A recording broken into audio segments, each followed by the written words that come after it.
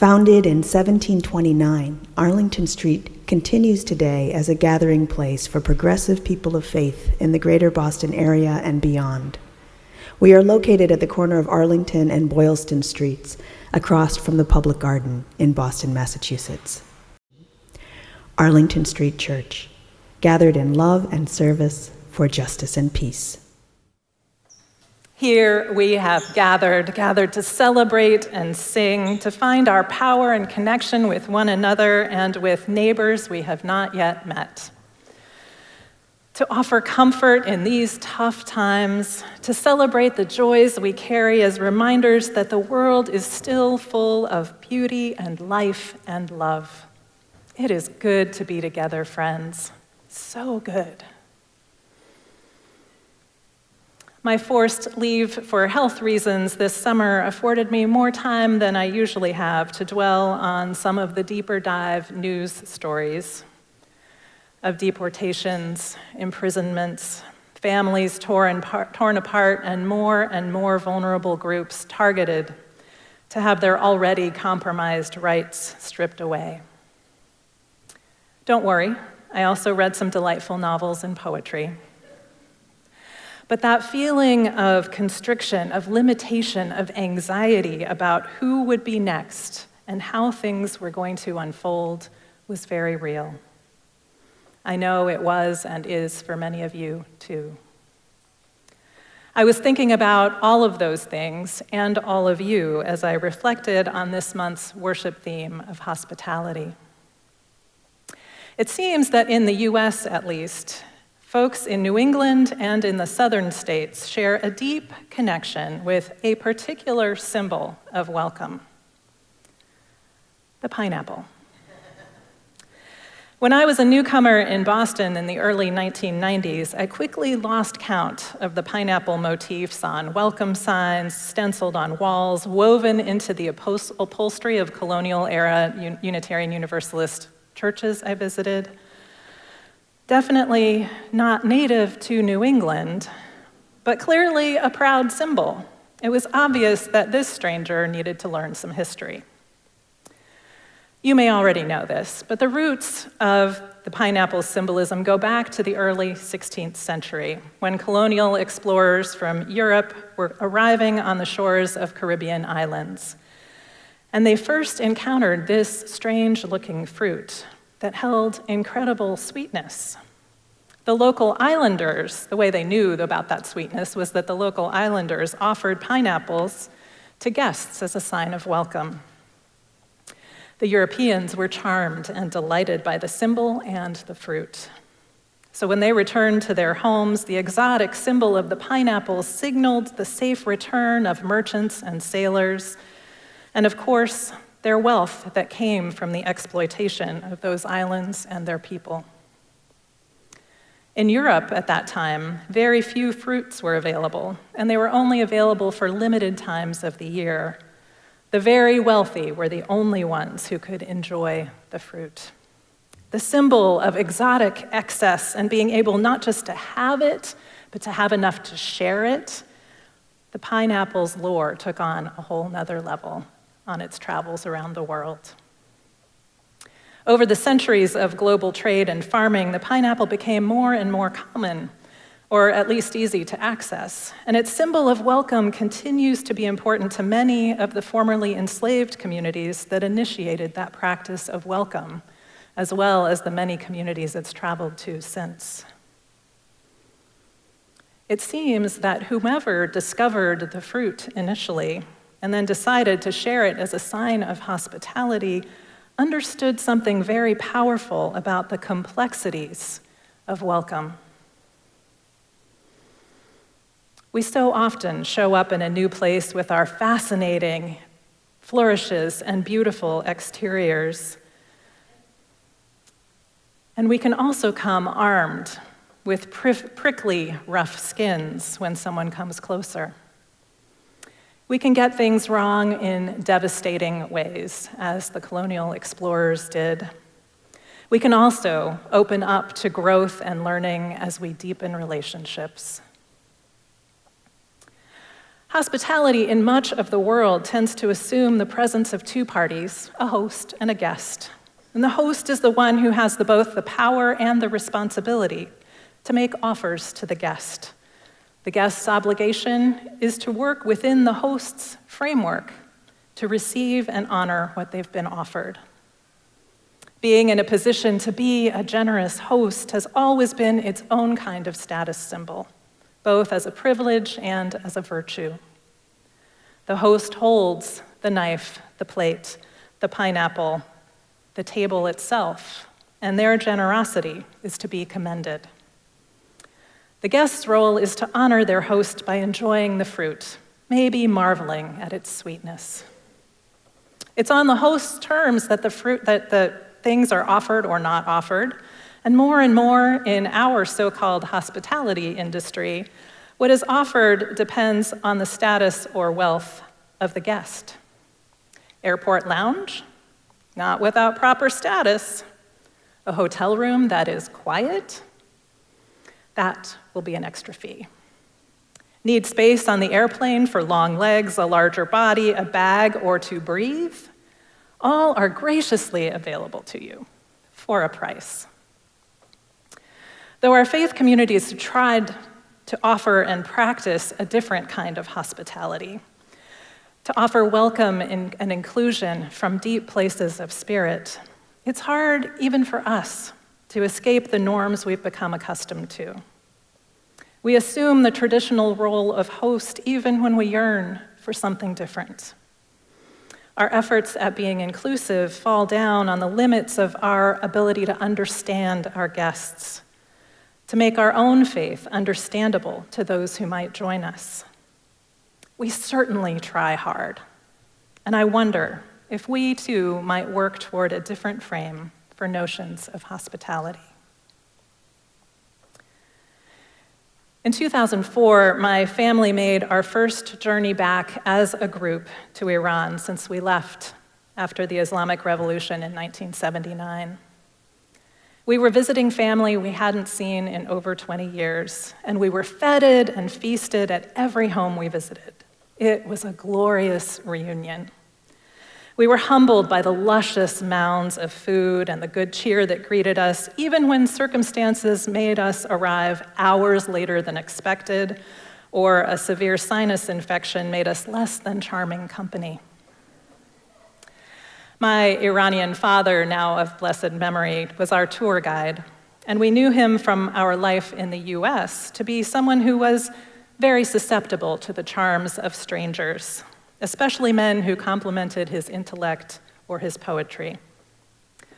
Often, this worked out well, but in some notable cases, it did not. So, when he announced that the taxi driver who, was randomly in the queue picking us up from the airport in Shiraz was going to return the next day to take us on a private tour to the ancient palace of Persepolis, we were a little leery. Were we going to be taken for a ride in more than the literal sense? My sisters and I exchanged some worried glances and a little dark humor about what our fates might be. But when the taxi driver pulled up ahead of a second car driven by a friend to accommodate our large group, there wasn't any choice but to get in. Again, worried looks. And I held our then one-year-old son close as we buckled in for the hour-long journey. Driving through the countryside in the very aged, though well-maintained cars, all seemed well. The landscape was the beautiful high desert I remembered from my childhood, the sights and smells and sounds, taking me into a nostalgic reverie. When both cars pulled over at what seemed to be a random place on the side of the road, and I snapped back into fear. What was happening? Car trouble?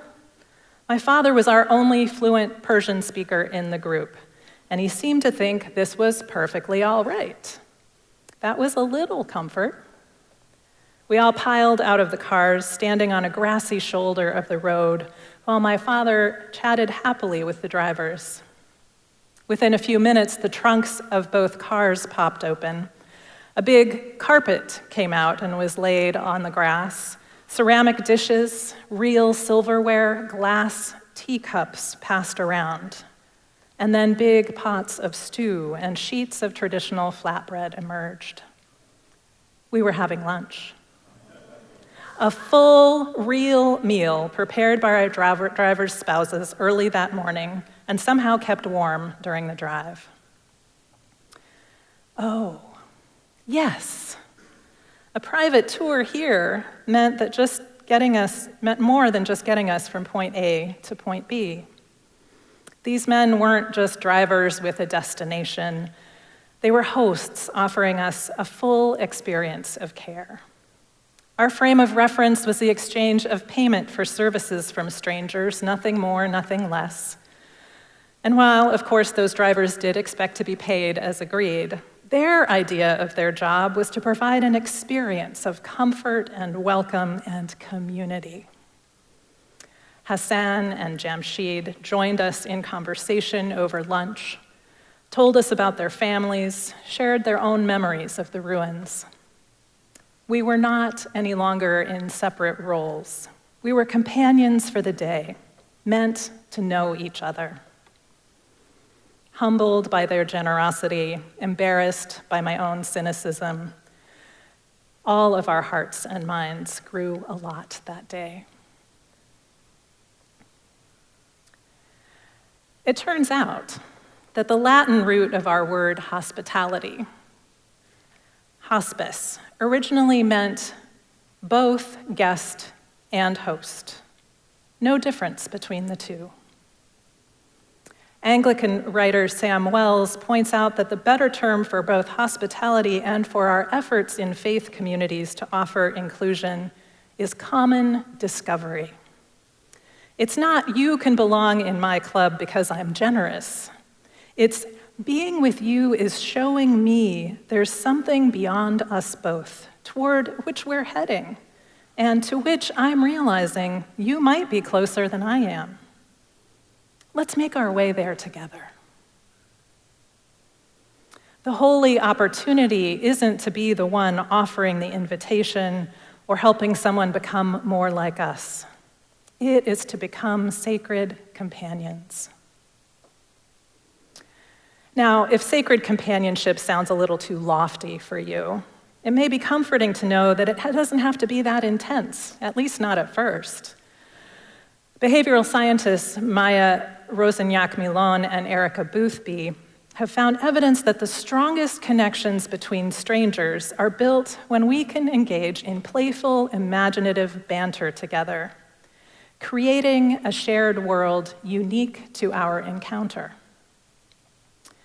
The example they share is of a first meeting between two people that begins with a typical small talk question. How was your weekend? I spent way too much time watching people make tiny food on TikTok. Whoa, like dollhouse size? Yes.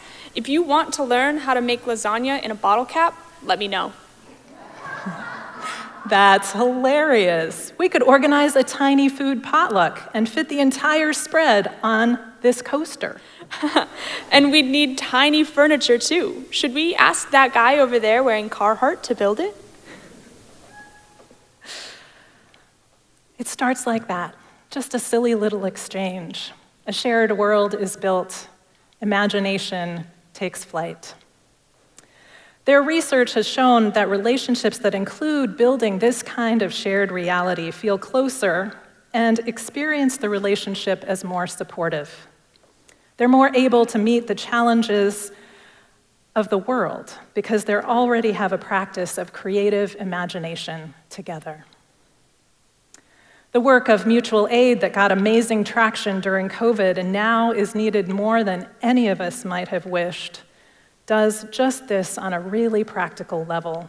It blurs the whole distinction between who is guest and who is host, doesn't ask whose territory this is, but asks, what can we do in service of what we know to be sacred together? To paraphrase Sam Wells, when we discover this ability to join together in service, we trespassed into a host of discoveries. We're no longer fiercely controlling and patrolling the parameters of belonging and holiness, but deliriously discovering the wondrous surprises of the Spirit's unfolding celebration. Our life in every moment, Wells writes, is a priceless gift. The world is a dazzling theater of wonder. Our communities are not enclaves whose boundaries we patrol. It's a dynamic meeting place where we're all guests and we're all discovering, and everyone is en route to something ever more fabulous. My friends, let us open ourselves to the Spirit's unfolding celebration.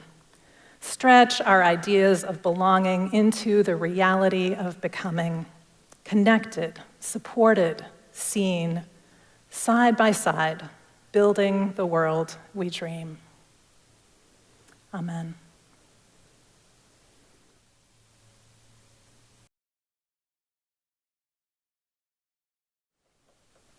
Our benediction this morning is the words of Andrea Gibson, Poet Laureate of Colorado and effusive lover of life, who died this summer at age 49. You tilt your head back, you breathe. When your heart is broken, you plant seeds in the cracks and you pray for rain. And you teach your children there are sharks in the water, but the only way to survive is to breathe deep and dive. May we remember to breathe deep and dive into the possibilities, to water the cracks of our broken hearts, to find a way through this world together. Let us keep this faith, beloveds, and pass it on. The service begins when the service ends. Amen.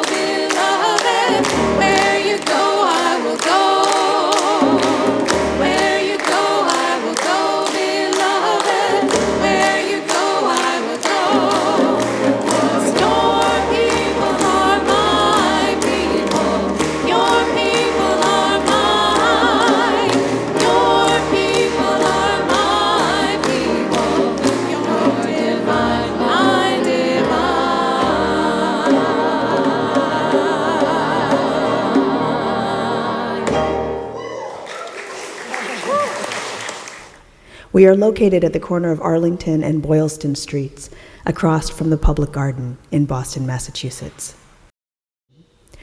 Arlington Street Church, gathered in love and service for justice and peace.